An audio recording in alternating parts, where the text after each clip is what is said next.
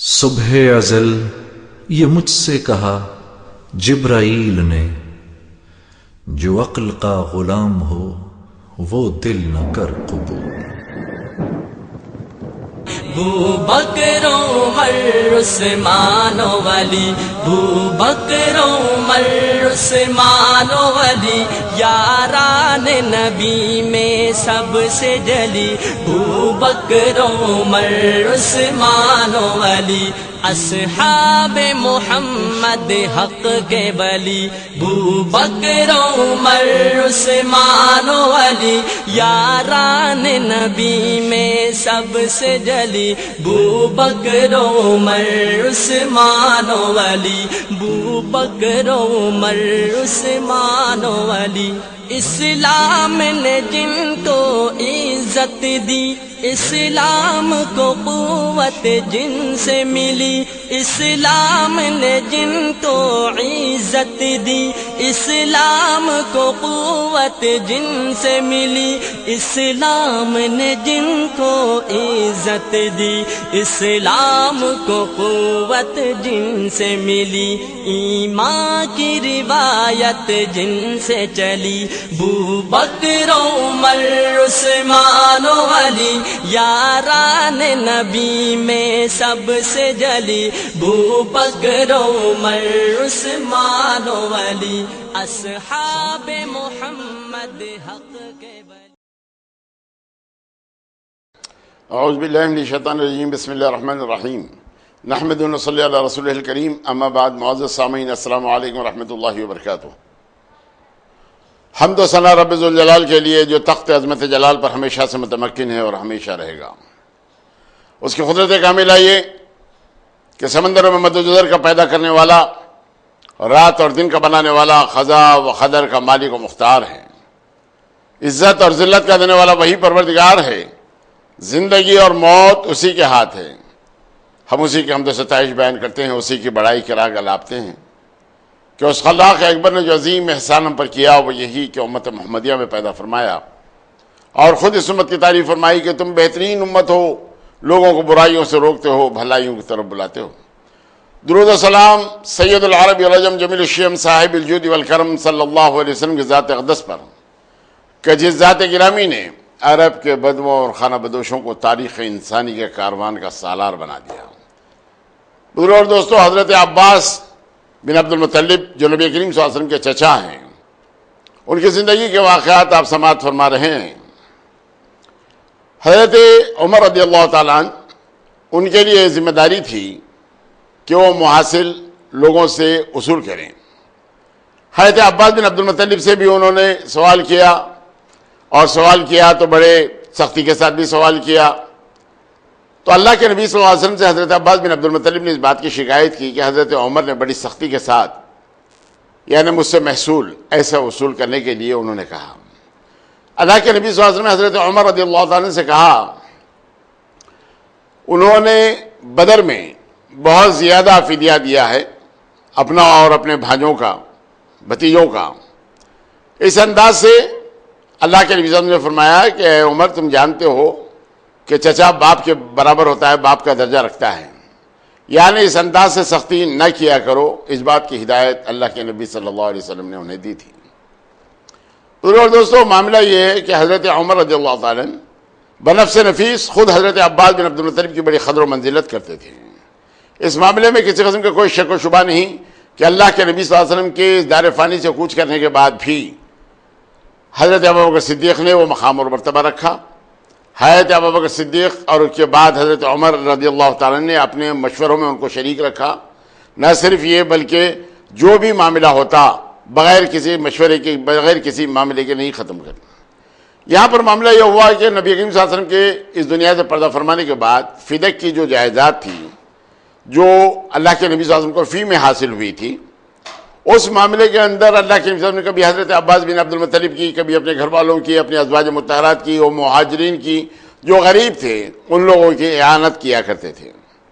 اللہ کے نبی صلی اللہ علیہ وسلم کے دنیا سے پردہ فرمانے کے بعد حضرت ابوبکر صدیق جب خلیفہ منتخب ہو گئے تو حضرت ابوبکر صدیق سے حضرت بی بی فاطمہ نبی کریم صلی اللہ علیہ وسلم کی صاحبزادی خاتون جنت، انہوں نے حضرت عباس بن عبد المطلب نے حضرت علی بن ابی طالب نے حضرت ابوبکر صدیق سے اس جائیداد کے تعلق سے کہ وہ ہمارے حوالے کر دو، اس انداز سے انہوں نے سوال کیا۔ حضرت ابوبکر صدیق نے کہا کہ آپ لوگ قابل احترام لوگ ہیں،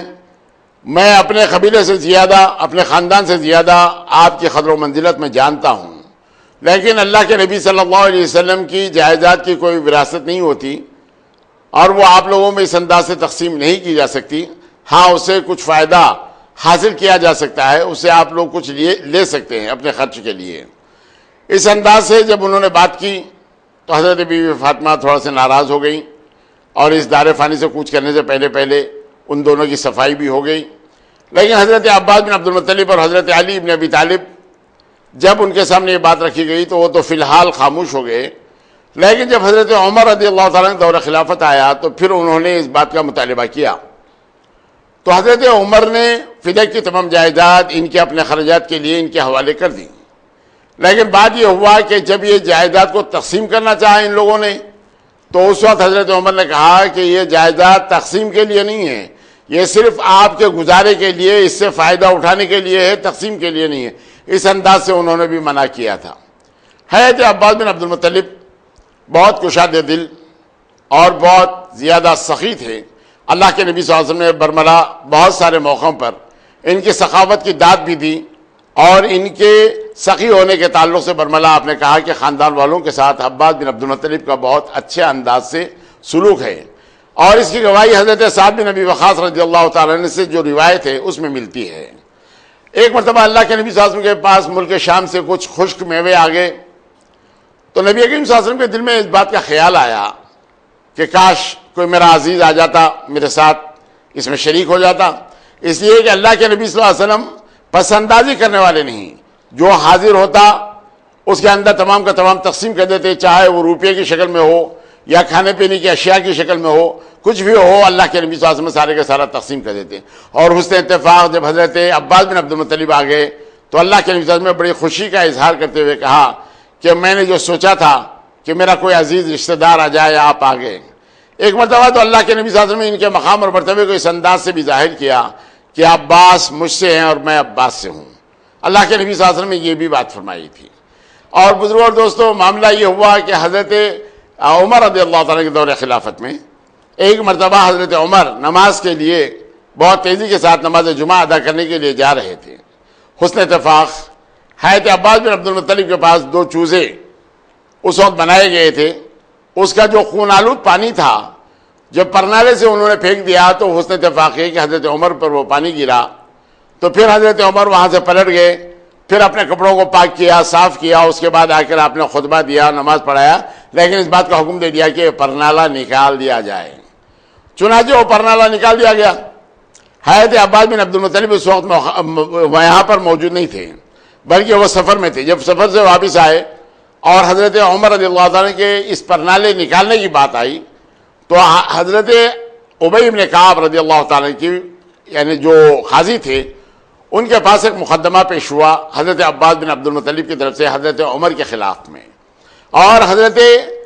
عباس بن عبد المطلب نے کہا کہ یہ وہ پرنالہ ہے جس کو اللہ کے نبی صلی اللہ علیہ وسلم میرے اوپر چڑھ کر اس مقام پر لگائے تھے۔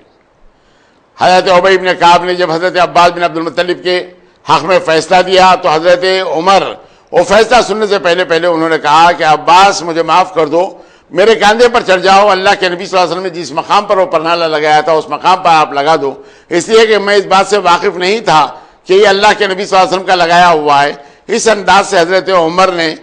اپنی پیشکش کی۔ لیکن اس کے بعد ہوا یہ کہ جب فیصلہ حضرت عباس بن عبد المطلب کے حق میں ہو گیا تو حضرت عباس بن عبد المطلب نے اپنے سارے مکان سے دستبرداری اختیار کی اور حضرت عمر سے یہ کہا کہ اس مکان کو ڈھاتے ہوئے مسجد کی تمام یعنی اس میں وسعت دے دی جائے اور یہ تمام زمین مسجد کے اندر شامل کر لی جائے۔ یہ حضرت عباس بن عبد المطلب کے وہ واقعات ہیں۔ آپ کی جو زوجہ محترمہ ہے ام فضل جن کا نام ہے، یہ ام الفضل کا عالم یہ ہے کہ حضرت خدیجہ بنت خولید کے بعد سب سے پہلے داخل اسلام ہونے والی مکے کی سرزمین پر حضرت عباس بن عبد المطلب کی زوجہ محترمہ ہے۔ حضرت عباس بن عبد المطلب کی جو زوجہ محترمہ ہیں ام الفضل، ان کے تعلق سے بات یہ ہے کہ ایک مرتبہ ابو لہب جو غزوہ بدر میں شریک نہیں ہوا تھا اپنی بیماری اور اپنی کمزوری کے تحت اور ایک اپنے قرضدار کو بھیج دیا تھا. تو جب وہ ابو سفیان بن حارث جب آئے تو ان سے ابو لہب نے ایک سوال کیا کہ بھتیجے یہ تو بتانا کہ جنگ کا کیا ہوا. تو انہوں نے کہا کہ کیا بتائیں جنگ کا عالم، کہ مسلمانوں کے ہاتھ میں یعنی کفار مکہ جو ہماری فوج گئی ہوئی تھی وہ اس انداز سے تھی جیسے غسال کے ہاتھ میں مردہ ہوتا ہے، یعنی غسال جدھر چاہے اسے موڑ سکتا ہے. یعنی ان لوگوں نے جس کو چاہے ختم کیا، جس کو چاہے گرفتار کیا. اس انداز سے ان لوگوں کو کامیابی ہوئی. نہ صرف یہ بلکہ ابلغی گھوڑوں میں ایسی فوج تھی جو ہمارے لیے حیران کن تھی. حسن اتفاق حضرت ابو رافع جو حضرت عباس بن عبد المطلب کے غلام تھے، وہ بیٹھے وہاں پر تیر بنا رہے تھے کہ اس وقت انہوں نے کہا کہ وہ تو ملائکہ تھے. اس انداز کا اس بات کا اس گفتگو کا کرنا تھا کہ ابو لہب فوراً بڑبڑایا اور ابو رافع کو نیچے گرا کر تمام مارنے لگا. اور بے تحاشا جب مارنے لگا تو ام الفضل نے اس معاملے کو دیکھا اور ایک بڑی لکڑی اٹھا کر اس کے سر پر اس زور سے مارا کہ وہ تو ہٹ گیا. اور یہ کہتے ہوئے حضرت ام الفضل نے کہا کہ جب اس کا مالک یہاں پر موجود نہیں تو غلام پر اس انداز سے سختی کرتا ہے. یہ زبان سے الفاظ نکالتے ہوئے نہیں، وہ تو اپنی بھاوج کو کچھ کہہ نہیں سکا لیکن بڑبڑاتے ہوئے ابو لہب وہاں سے ہٹ گیا. اس انداز سے ہو گیا. تو یہ حضرت ام الفضل ہیں جو بڑی فضیلت والی ہیں، اللہ کے نبی صلی اللہ علیہ وسلم سے بے انتہا محبت کرنے والی ہیں. اللہ کے نبی صلی اللہ علیہ وسلم بھی ان کو اپنی چچی کو بہت زیادہ چاہتے تھے. حضرت عباس بن عبد المطلب کا معاملہ یہ کہ زندگی کے ہر موڑ پر انہوں نے اتباع اس انداز سے کی کہ مت پوچھیے. اللہ کے نبی صلی اللہ علیہ وسلم نے جب اپنے رفقا کو اپنے صحابہ کو بلا کر یہ کہا کہ اب دار فانی سے کوچ کا وقت آ گیا ہے تو صحابہ نے پوچھا تھا کہ اللہ کے نبی کیا آپ پر بھی موت واقع ہوگی؟ تو اللہ کے نبی نے فرمایا کہ رفیق اعلیٰ سے ملنے کا موقع بہت قریب ہے. تو اس وقت ان لوگوں نے سوال کیا تھا کہ میں آپ کو غسل کون دے گا؟ تو حضور نے فرمایا تھا کہ میرے قریبی رشتہ دار. اور پھر اس کے بعد اللہ کے نبی صلی اللہ علیہ وسلم نے مختلف قسم کے سوالات کیے کہ یعنی کفن کس انداز سے دیا جائے. تو حضور اقدس صلی اللہ علیہ وسلم نے فرمایا کہ جو جسم پر کپڑے ہیں اس سے دے سکتے ہو، یا سہول کے کپڑوں سے یا یمنی چادروں میں آپ دے سکتے ہیں، اس انداز سے یا مصری چادروں میں دے سکتے ہیں. حضور نے اس بات کی صلاحت فرمائی تھی. اللہ کے نبی صلی اللہ علیہ وسلم کے اس دار فانی سے کوچ کرنے کے بعد اللہ کے نبی صلی اللہ علیہ وسلم حضرت عباس بن عبد المطلب سے بہت شرم و حیا کیا کرتے تھے. حضرت عباس بن عبد المطلب بیٹھ گئے اور بیٹھنے کے بعد مکمل طور پر تمام انتظامات پر آپ کی نظر تھی. پھر لوگوں نے سوال کیا کہ آپ کی تدفین عمل میں کہاں لائی جائے؟ تو اس وقت لوگوں نے کہا کہ خانہ کعبہ میں لے جائیں گے اور وہاں پر تدفین عمل میں لائیں گے. پھر کچھ لوگوں نے کہا کہ صحن کے اندر. تو حضرت ابوبکر صدیق نے اس وقت کہا میں نے اللہ کے نبی صلی اللہ علیہ وسلم سے یہ بات سنی ہے کہ جہاں انبیاء کی موت واقع ہوتی ہے وہیں ان کا مدفن بنتا ہے. تو چنانچہ ایک مسئلہ تو حل ہو گیا. اب سوال دوسرا یہ تھا کہ آخر آپ کی آرام گاہ تیار کریں تو کیسے تیار کریں؟ کیا بغلی والی بنا دیں یا صندوق والی بنا دیں؟ مدینہ منورہ میں اس وقت دو ایسے اشخاص تھے جو بغلی بنانے میں بھی ماہر تھے اور صندوق والی بنانے میں بھی ماہر تھے. صندوق والی بنانے میں حضرت ابو عبیدہ بن جراح تھے اور بغلی بنانے والے حضرت ابو طلحہ زید بن سہیل انصاری تھے. حضرت عباس بن عبد المطلب نے اپنی نگرانی میں دونوں کے پاس دو آدمی بھیجے ہیں اور پھر یہ کہا لوگوں سے کہ جو پہلے آ جائے ان کو ایک قدر و منزلت ملے گی کہ اللہ کے نبی صلی اللہ علیہ وسلم کی آخری آرام گاہ تیار کرنے کی ذمہ داری اس کی اپنی ہوگی. چنانچہ یہ سعادت اور منزلت حضرت ابو طلحہ زید انصاری کے حق میں آئی اور انہوں نے مدینہ منورہ کی خبروں کی طرح یعنی بغلی والی خبر اللہ کے نبی صلی اللہ علیہ وسلم کے لیے آپ نے تیار کی تھی. یہ ساری نگرانی حضرت عباس بن عبد المطلب کی نگرانی ہی میں تمام باتیں ہوتی رہیں. اللہ کے نبی صلی اللہ علیہ وسلم کے دنیا سے پردہ فرمانے سے پہلے حضرت علی بن ابی طالب سے بھی حضرت عباس بن عبد المطلب نے یہ کہا تھا کہ خلافت کے لیے اللہ کے نبی صلی اللہ علیہ وسلم سے سوال کر لو. تو اس وقت حضرت علی ابن ابی طالب جو باب العلم ہے یعنی ایسا سمندر علم کا کہ مت پوچھو، انہوں نے کہا کہ میں یہ کام نہیں کر سکتا اس لیے کہ اگر اللہ کے نبی صلی اللہ علیہ وسلم نے منع فرما دیا تو ہم خلافت کی طرف نگاہ بھی نہیں کر سکتے. اسی انداز سے وہ تمام خاموش ہو گئے تھے. حضرت عباس بن عبد المطلب کی جو زندگی کے واقعات ہیں یعنی 88 سال کی عمر میں 32 ہجری میں جب آپ کا انتقال ہوا تو حضرت عثمان غنی نے آپ کی نماز جنازہ پڑھائی اور اس کے بعد نہ صرف نماز جنازہ پڑھائی بلکہ بقیع کے قبرستان میں بھی آپ کی تدفین عمل میں آئی. بزرگوں اور دوستو، حضرت ابوبکر صدیق کے پاس جو مقام اور مرتبہ حضرت عباس بن عبد المطلب کا تھا یا جو اللہ کے نبی صلی اللہ علیہ وسلم کا مقام اور مرتبہ حضرت ابوبکر صدیق کے سامنے تھا وہ تو بیان سے باہر بات ہے. اس لیے کہ اللہ کے نبی صلی اللہ علیہ وسلم کے دہانے حضرت ابوبکر صدیق بیٹھا کرتے اور حضرت عباس بن عبد المطلب کبھی آ جاتے تو فوراً اپنی جگہ خالی کرتے اور دوسری جگہ بیٹھ جاتے اور حضرت عباس بن عبد المطلب کے لیے وہ جگہ خالی کر دیتے۔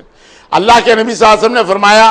ایک فضل والا ہی فضل والے کو سمجھ سکتا ہے، یعنی ان کے مقام اور مرتبے کو ایک فضل والا ہی سمجھ سکتا ہے۔ اس انداز سے حضرت ابوبکر صدیق ان کے لیے اپنا مقام خالی کر دیتے، جو اللہ کے نبی صلی اللہ علیہ وسلم کے لیے بڑی خوشی کا باعث بنتا۔ اللہ کے نبی صلی اللہ علیہ وسلم اس عمل سے بڑے خوش ہوتے تھے۔ حضرت عباس بن عبد المطلب کے کیا سب سے پہلے سود اللہ کے نبی صلی اللہ علیہ وسلم نے حجۃ الوداع کے موقع پر آپ نے اعلان فرمایا تھا کہ اے وہ لوگوں، سود حرام کر دیا گیا ہے اور آج سب سے پہلے میں عباس بن عبد المطلب کا سود معاف کرتا ہوں۔ اس انداز سے اللہ کے نبی صلی اللہ علیہ وسلم نے اس وقت فرمایا تھا کہ ایام جاہلیت کی تمام رسموں کو اپنے پیروں تلے میں رونتا ہوں، یعنی وہ تمام باتیں، خون خرابہ اور تمام سودی لین دین، شراب، سارے کے ساری تمام ممانعت جو ان چیزوں کی آ گئی، ان تمام کے تعلق سے حضور نے فرمایا تھا ایام جاہلیت کی تمام رسموں کو اپنے پیروں تلے رونتا ہوں۔ تو سب سے پہلے حضرت عباس بن عبد المطلب کا وہ سود معاف کیا گیا۔ آپ کی قدر و منزلت اس انداز سے بھی کہ حضور اکرم صلی اللہ علیہ وسلم نے آپ سے یہ کہا تھا کہ میں آخری نبی ہوں اور آپ آخری مہاجر ہیں۔ اس وقت جب اللہ کے نبی صلی اللہ علیہ وسلم فتح مکہ کے لیے جا رہے تھے تو انہوں نے دیکھا عباس بن عبد المطلب اپنے تمام اہل خاندان کے ساتھ آ رہے ہیں، تو اس وقت آپ نے اپنے چچا سے فرمایا تھا۔ چچا کی بڑی قدر و منزلت تھی، نہ صرف یہ بلکہ حضرت عمر رضی اللہ تعالیٰ عنہ جب خلافت کے زمانے میں حضرت عباس بن عبد المطلب سے اس بات کی گزارش آپ نے کی کہ آپ اس وقت نماز استسقاء پڑھائیے، بارگاہ خداوندی میں آپ دعا کیجئے۔ اللہ کے نبی صلی اللہ علیہ وسلم کی زندگی میں ہم حضور سے وسیلہ طلب کرتے، آج اللہ کے نبی صلی اللہ علیہ وسلم کے چچا کے ذریعے سے ہم وسیلہ طلب کریں گے۔ اس انداز سے حضرت عباس بن عبد المطلب کو جب یہ ذمہ داری سونپی گئی تو حضرت عباس بن عبد المطلب کا معاملہ یہ، جب دعا کے لیے ہاتھ اٹھاتے تو آنکھ میں آنسو آ جاتے تھے۔ حضرت عباس بن عبد المطلب نے بارگاہ خداوندی میں بارش کے لیے دعا کی۔ تاریخ اس بات کی شاہد ہے کہ ابھی ہاتھ چھوڑنے نہ پائے تھے کہ اس وقت تک تمام وہ شفاف آسمان پر بادل گھر گئے۔ نہ صرف بادل گر گئے بلکہ اتنا مے برسا کہ سارے کا سارا جل تھل ہو گیا۔ تو لوگ خوشی کے ساتھ نعرے مارنے لگے، ساقی حرمین مبارک ہو، ساقی حرمین مبارک ہو۔ اس انداز سے لوگ حضرت عباس بن عبد المطلب کی پذیرائی کریں۔ حضرت عمر رضی اللہ تعالیٰ عنہ، حضرت ابوبکر صدیق اگر سواری پر ہوتے اور نظر پڑتی حضرت عباس بن عبد المطلب پر تو فوراً سواری سے اتر جاتے اور آپ کو سواری پر بٹھا کر اس مقام پر پہنچاتے جہاں آپ کو جانا ہوتا۔ یہ قدر و منزلت صحابہ کرام کی رہی۔ حضرت عثمان غنی نے بھی آپ کی بڑی پذیرائی کی اور آپ کی قدر و منزلت کو جانا اور انہوں نے بھی اسی مقام اور مرتبے کو قائم رکھا۔ اور حضرت عمر نے ان کے خرچ اخراجات کے لیے وہ تمام جائیدادیں جو اللہ کے نبی صلی اللہ علیہ وسلم کے فی میں آئی ہوئی تھی، فدق وغیرہ کی، وہ سارے کے سارے ان کے حوالے کر دیا ہے کہ آپ کا گزارا بہت اچھے انداز سے ہو۔ حضرت عباس بن عبد المطلب وہ شخصیت جن کو خود اللہ کے نبی صلی اللہ علیہ وسلم نے یہ فرمایا تھا ہمارے چچا ابو طالب بہت زیادہ کثیر العیال ہیں، اس لیے ان کا بوجھ کم کرنے کے لیے آپ ایک صاحبزادے کو لے لیجئے اور میں ایک صاحبزادے کی کفالت کروں گا۔ اس انداز سے ان پر جو بوجھ پڑے گا وہ کم پڑے گا۔ حضرت عباس بن عبد المطلب نے اس وقت وہ بات منظور کر لی۔ یہ معاملہ اس زمانے کا ہے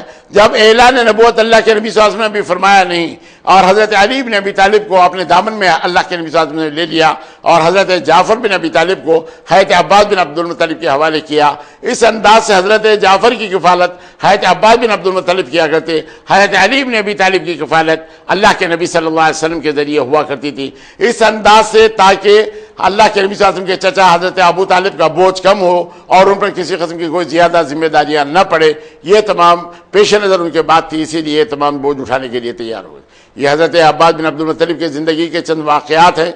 جو آپ کے سامنے پیش کیے گئے، اس لیے کہ اللہ کے نبی صلی اللہ علیہ وسلم کا جن کا احترام کرتے اور جن کے تعلق سے یہ فرمایا کرتے کہ باپ کی جگہ چچا ہے، یعنی چچا کا مقام بہت زیادہ بلند اور بالا ہے۔ اس انداز سے اللہ کے نبی صلی اللہ علیہ وسلم ان کی قدر و منزلت کرتے، تو صحابہ کرام کا بھی لازم اور ملزوم بات یہ ہوئی کہ آپ کی قدر و منزلت کرے، اور چنانچہ صحابہ کرام آپ کے ساتھ وہی برتاؤ کیا کرتے اللہ کے نبی صلی اللہ علیہ وسلم کی خوشنودی کے لیے۔ اور حضرت عباس بن عبد المطلب بڑے مخیر تھے اپنے خاندان والوں کے لیے بھی، اور ان کے در سے کوئی خالی واپس نہیں گیا۔ عبادتوں کے اندر بھی بڑے منہمک رہتے، اس انداز سے آپ عبادت کرتے کہ مت پوچھئے۔ اللہ کے نبی صلی اللہ علیہ وسلم کے یہ چچا اس دار فانی سے جب کوچ کرتے ہیں تو حضرت عثمان غنی نے آپ کی نماز جنازہ پڑھائی اور بقیع کی قبرستان میں آپ کی تدفین عمل میں آئی۔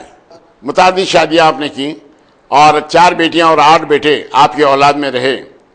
حضرت عثمان غنی کے زمانے میں ایک شخص نے آپ کے ساتھ تھوڑی سی بدسلوکی کی تو حضرت عثمان غنی نے اسے درے لگوانے کے لیے کہا کہ حضرت عباس بن عبد المطلب کی قدر و منزلت ہونی چاہیے. اور پھر آپ کے صاحبزادوں میں حضرت عبداللہ ابن عباس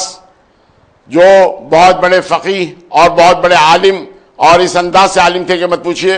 حضرت عمر کے پاس ان کی قدر و منزلت تو کچھ اور تھی. حضرت عمر بن خطاب رضی اللہ تعالیٰ نے اپنے دور خلافت میں بھی حضرت عباس بن عبد المطلب جو آپ کے صاحبزادے تھے ان کی زندگی کے تو واقعات آپ سماعت فرمائیں گے تو تعجب ہوگا کہ بیک وقت علم کے معاملے میں، احادیث کے معاملے میں، قرآن فہمی کے معاملے میں، شاعری کے معاملے میں، یعنی اہل زبان اس انداز سے تھے کہ مت پوچھیے. اور لوگ آپ سے ایسے مستفید ہوتے کہ آپ تبحر علمی میں اپنا ایک علیحدہ مقام رکھتے. آج تو چنانچہ بڑے فراست داں بھی تھے. حضرت علی ابن ابی طالب کے زمانے میں کوفے کی گورنری کی تمام ذمہ داریاں بھی آپ کو سونپی گئی تھیں. نہ صرف یہ بلکہ آپ صاحب الرائے بھی تھے اور اس انداز سے کام کیا کرتے تھے. تو حضرت عمر کے زمانے میں جب لوگوں نے تھوڑا اعتراض کیا جس کے اندر حضرت ابو عبیدہ بن جراح، حضرت عبد الرحمن بن عوف نے کہا کہ ان کی عمر کے برابر ہمارے لڑکے ہیں اور آج آپ اس لڑکے کو ہمارے ساتھ بٹھاتے ہیں، تو اس وقت آپ نے امتحان لیا تھا ان لوگوں کا اور یہ کہتے ہوئے امتحان لیا تھا کہ یہ سورہ اذا جاء نصر اللہ کی تفسیر بیان کیجئے. تو جب تمام لوگوں نے بیان کی تو حضرت عباس بن عبداللہ بن عباس سے جب آپ نے پوچھا تو آپ نے کہا کہ اللہ کے نبی صلی اللہ علیہ وسلم کے اس دنیا سے پردہ فرمانے کے اشارے اس سورہ میں ملتے ہیں. تو آپ نے پوچھا کیسے؟ تو پھر انہوں نے اس بات کی تشریح کی کہ آنے مرنے سے پہلے اللہ تعالیٰ کی تسبیح بیان کریں اور اپنے گناہوں کی معافی مانگیں، استغفار زیادہ کریں. اس بات کا حکم اللہ تعالیٰ نے اس سورہ میں عطا دیا ہے. تو حضرت عمر نے ان تمام اپنے احباب سے یہ کہا کہ اس بچے میں چونکہ یہ خوبیاں موجود ہیں اسی لیے میں ان کو یہ جگہ دیتا ہوں. اس انداز سے حضرت عمر نے ان کا مقام اور مرتبہ جانتے ہوئے تمام یہ کام کیا تھا. حضرت عبداللہ ابن عباس تاریخ کی وہ شخصیت ہے کہ جن کو حضرت علی ابن ابی طالب جب معاملہ یہ ہوا جنگ صفین کے بعد معاملہ دو آدمیوں کو حکم بنانے کا ہوا اور اس کے بعد ان کے فیصلے کو مقدم رکھنا چاہا تو حضرت عبداللہ ابن عباس کا نام حضرت علی ابن ابی طالب نے دیا تھا. لیکن لوگوں نے کہا کہ چونکہ وہ آپ کے چچا زاد بھائی ہیں اسی لیے ہم ان کو دے نہیں سکتے. مجبوراً حضرت علی ابن ابی طالب نے حضرت ابو موسیٰ اشعری کا انتخاب اس وقت عمل میں لایا تھا. لیکن آپ کے پیش نظر حضرت عباس بن عبد المطلب تھے. حضرت عباس بن عبد المطلب کے واقعات زندگی جب آپ سماعت فرمائیں گے تو معلوم ہوگا کہ ان کا علمی مرتبہ کیا تھا اور اللہ کے نبی صلی اللہ علیہ وسلم کی دعائیں کیسی حضرت عبداللہ ابن عباس کے ساتھ تھیں جس کی وجہ سے یہ تمام اس انداز سے فقیہ بنے کہ مت پوچھیے. حضرت عباس بن عبد المطلب کے واقعات بھی آپ انشاءاللہ اور مستعان سماعت فرمائیں گے. اللہ کے نبی صلی اللہ علیہ وسلم کے یہ چچا جن کے تعلق سے اللہ تعالیٰ نے ایسی دولت نوازی کہ ابو الفضل جو اللہ کے نبی صلی اللہ علیہ وسلم کے آخری ایام میں ساتھ رہے، فضل بن عباس، قسم بن عباس، یہ وہ لوگ ہیں جو حضرت علی بن ابی طالب کے ساتھ نبی کریم صلی اللہ علیہ وسلم کے غسل میں یعنی حضور کے غسل میں حضرت علی بن ابی طالب کا ہاتھ بٹانے والے یہی وہ اشخاص تھے جن کی وجہ سے حضرت علی بن ابی طالب نے بہت آسانی کے ساتھ غسل انجام دیا تھا. یعنی سارے لوگوں کے آنکھوں پر پٹی تھی سوائے حضرت علی بن ابی طالب کے، اور حضرت علی بن ابی طالب تمام غسل اس انداز سے دے رہے تھے اور حضرت فضل بن عباس، قسم بن عباس حضرت علی بن ابی طالب کے دستے راز تھے. دوسرے لوگوں کے لیے جو کام دیا گیا تھا جس کے اندر شخران ہیں اور جو اوس بن خولی ہیں، اسامہ بن زید ہیں، یہ بیر غرض سے پانی لایا کرتے تھے. لیکن غسل دینے کی جو ذمہ داری تھی، جو تمام پردے تمام باندھ کر غسل دیا کر رہے تھے، وہ حضرت علی بن ابی طالب اس انداز سے دیا کر رہے تھے. تو بزرگوں اور دوستو، حضرت عباس بن عبد المطلب، حضرت عبداللہ ابن عباس، ان لوگوں کے واقعات زندگی انشاءاللہ المستعان حضرت عباس بن عبد المطلب کی جب زندگی کے حضرت عبداللہ ابن عباس کی زندگی کے واقعات آئیں گے تو اس میں اور مفصل طور پر تفصیل کے ساتھ آپ سماعت فرما سکیں گے. حضرت عبد المطلب کی جو اولاد ہیں ان اولادوں میں حضرت حمزہ اور حضرت عباس کو یہ سعادت اور منزلت حاصل ہوئی کہ آپ مکمل طور پر اللہ کے نبی صلی اللہ علیہ وسلم کے دست راز بنے رہے اور ہم ہمیشہ کام کرتے رہے اور مشورے اللہ کے نبی صلی اللہ علیہ وسلم کو دیتے رہے اور مشورے آپ کے اس کے مشوروں پر عمل کرتے رہے. حضرت ابو طالب کی زندگی کے معاملے کے اندر کسی قسم کی لب کشائی کی ہمیں گنجائش اس لیے نہیں ہے کہ وہ اللہ کے نبی صلی اللہ علیہ وسلم کے ایسے رفیق، ایسے جانثار تھے کہ حضور کے ہر قدم پر آپ نے مدد فرمائی. کفارہ نے مکہ کا مقابلہ کیا، وادی بنی شعیب میں 3 سال تک محصور رہے اور اس کے بعد جب آخری وقت آیا تو بعض روایتوں کے مطابق آپ کے ہونٹ ہل رہے تھے، اور بعض روایتوں میں بات آئی ہے کہ اللہ کے نبی صلی اللہ علیہ وسلم نے آپ کے گزر جانے کے بعد، آپ کے انتقال کے بعد بارگاہ خداوندی میں بارہا آپ نے دعائیں کی. حد یہ کہ اللہ کی طرف سے یہ احکامات آ گئے کہ اے محمد آپ کا کام تبلیغ کرنا ہے، آپ تبلیغ کرتے رہیے، اور پھر ہدایت کر دینا ہمارا اپنا کام ہے. اللہ کے نبی صلی اللہ علیہ وسلم روایتوں میں یہ آیا کہ اس کے بعد خاموش ہو گئے. حضرت ابو طالب کے تعلق سے کسی قسم کی قبل کوئی لب کشائی کی ضرورت ہمیں اس لیے نہیں ہے کہ حضرت عبد المطلب کے اولاد ضرور تھے، لیکن نبی کریم صلی اللہ علیہ وسلم کے ہر قدم پر جو آپ نے ساتھ دیا، نہ صرف ساتھ دیا بلکہ اپنے صاحبزادے حضرت جعفر کو بھی یہ کہا کہ آپ کے بھائی اور آپ کے چچا زاد بھائی جو کر رہے ہیں، یعنی حضور اکرم صلی اللہ علیہ وسلم اور حضرت علی بن ابی طالب جب نماز پڑھ رہے ہیں تو تم بھی اس میں شریک ہو جاؤ. یہ ہدایت دینے والے بھی ابو طالب تھے. آج ابو طالب کے تعلق سے ہمیں کسی قسم کی لب کشائی کی گنجائش نہیں، بلکہ ہمارا اپنا کام یہ ہے کہ ہم دیکھ لیں کہ اللہ تعالیٰ کا معاملہ ہے، یہ جس انداز سے چاہے ان کے ساتھ سلوک کرے. اس معاملے کے اندر وہ حالت کفر میں مرے، چچا تھے، ان کو ہدایت نہیں ملی، یہ تمام باتیں ایسی ہیں جو زبان درازی کی باتیں ہیں. اس معاملے کے اندر احتیاط برتی جائے تو بہت زیادہ مناسب اور اچھی بات ہے. یہی تو وہ شخصیت ہے جن کی وجہ سے خانہ کعبہ پہ سب سے پہلے غلاف آپ کی ماں نتیلا نے چڑھایا تھا کہ بیٹا گم گیا. جب بیٹا صحیح سلامت مل گیا تو انہوں نے جو نظر مانگی تھی، اس نظر کے تحت حریر اور دیبا کا ایک ایسا غلاف خانہ کعبہ پر سب سے پہلے چڑھانے والی عرب عورت حضرت عباس بن عبد المطلب کی وہ والدہ محترمہ ہیں جو بڑی متمول تھی، اور انہوں نے اپنی منت اس انداز سے پوری کی تھی. بارگاہ خداوندی میں میری دعا ہے کہ پروردگار عالم ہمارے گناہوں کو معاف فرما دے، ہماری غلطیوں کو درگزر فرما دے. الہ العالمین ہم پر کرم فرما، رحم فرما. جو کچھ سن رہے ہیں اس پر عمل کرنے کی توفیق عطا فرما. ہمارے مرحومین کی مغفرت فرما. الہ العالمین ہماری دعاؤں کو نبی کریم صلی اللہ علیہ وسلم کے صدقہ طفیل میں